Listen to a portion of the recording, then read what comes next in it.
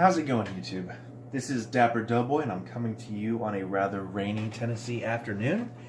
And the agenda for today is a tabletop review of the US M1918 Pershing trench boots. Now, for those of you that don't know, these are the successor to the popular 1917 trench boot, which was the United States military's first real attempt to make a boot that would withstand the rigors and horror of trench warfare. So I bought these about 2.5, maybe 3 years ago from Jerry Lee's What Price Glory on the internet for $180. Now, first you might think, wow, that is quite a bit of money, and you would be absolutely correct. But like most things associated with World War I reenacting, you are going to pay a hefty sum to get an impression that looks decently correct, which kind of sucks because I think it's one of the coolest eras to reenact, but there's just a smaller base for reenactors for it, and supply and demand, you're going to pay a premium. That is all beside the point. Anyways, so initial fit and finish of these boots when I pulled them out of the box. Like most things that are leather, you will deal with an initial stiffness. However, these boots are special, I guess. Let me focus there. Alright, these boots have a triple thickness leather sole, stacked leather heel, and overall thick leather build construction. They also have toe plates, heel plates, and a hobnail sole.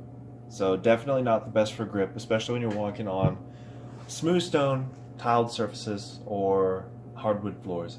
I've found that out, and I have slipped and fallen on multiple occasions.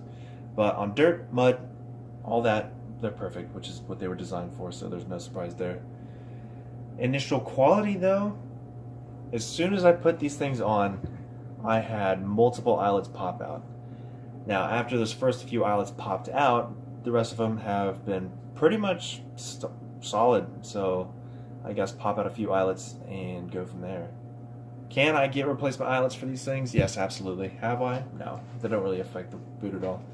I've laced these things up hundreds of times, and they've not pulled through the leather, so that's good. I might eat my words, knock on wood. So, the rest of the boot, though, pretty good. A lot of people have said that these hobnails have a tendency to fall out. I have not on this boot. I think it's on this one. Yes, it's on this one. I've only had one hobnail fall out. It's right there. So the rest of the hobnails, pretty good. The toe plate or the heel plates have worn down just a little bit, but that's pretty normal. I think it looks cool from normal wear and tear. Heel plates have been doing fine. They're a little bit rusty, but again, I think it looks kind of cool.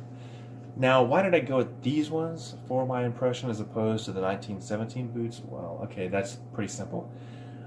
If I was going to pay that much money for a pair of World War I boots, I would definitely want to go with the ones that are more durable, can stand the test of time, and I can also use for multiple impressions.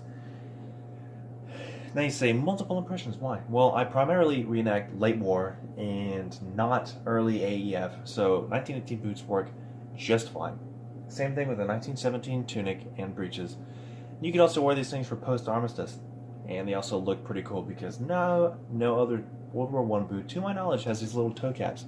So you can just tap your heel or tap your toe on the ground. That makes a pretty cool sound. Anyways, that's beside the point. Fit of these things, that is a topic to discuss. Now, as soon as I put these things on, the break-in process that started right after that was insane. I had to soak these boots in warm water, walk around with them with thick boot socks. After that, I had to treat these with dubbin, and I'm pretty sure that I'm still not all the way broken in with these things 2.5 years later, which is crazy to say, but I've worn hundreds of pairs of boots, and these things are next level. Also, around the ankle, you can tighten these things up as tight as they will possibly go, leather to leather, and I can basically slide my foot in with them like this. No matter how tight you tighten up these boots, they will always fit loose. You can wear 2 pairs of socks, you can do whatever you want. You can put, I even have Dr. Scholl's inserts in these things, and they are, I'll just get those out of the way. I have inserts in these things. It has just a regular leather sole. And you might think, oh, but why are you wearing inserts? You're supposed to be a reenactor, historical accuracy. Well, nobody can see the insides of your boots. And if you can reenact in comfort, I'd say go for it.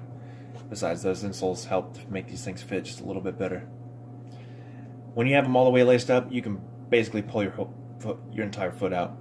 They're a little bit better now because they've broken in to an extent, so they hug your foot.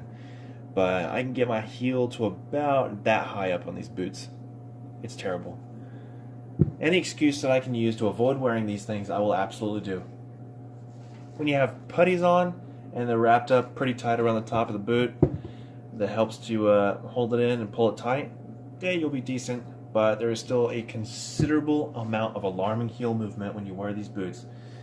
Now, I've got to be really careful when I say anything negative about anything that What Price Glory puts out there, because there is this really weird stigma in the World War I reenacting community about What Price Glory.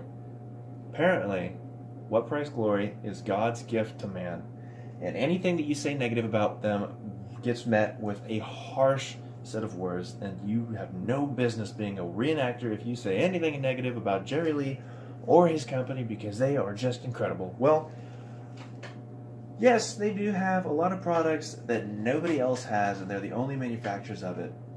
But quality control can be a little bit better. Their fit and finish can be a considerable amount better.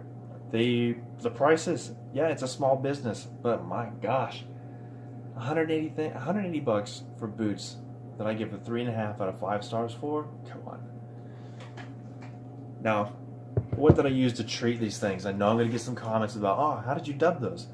A lot of people, for some reason, use Vaseline, but I would not put petroleum products with boots like this. I used Hubbard's shoe grease. Now, that is a pretty close comparison to what the Doughboys would have put on their original boots. Now, it's pretty greasy. It looks a little bit like Vaseline and beeswax. But in my experience, that works the best. I use it for my World War II boots, the Roughouts, and the Corcorans. Like, oh no, not the Corcorans. Just on the boot itself, not the toe cap or the heel. I use polish for that. But yeah, worked out pretty well. Just smear it on there with a toothbrush or a regular boot brush, and you just use blow dry or a heat gun, heat it up until it can't absorb anymore, and you just keep moving on to the rest of the boot. I did that with the tongue and heel, sole, what have you, the whole boot. Held up pretty well. When I first got them, they were the same color as this wood back here, so definitely untreated virgin leather. Once I got those on there, and the leather itself softened up a considerable amount, even on the heel or the sole.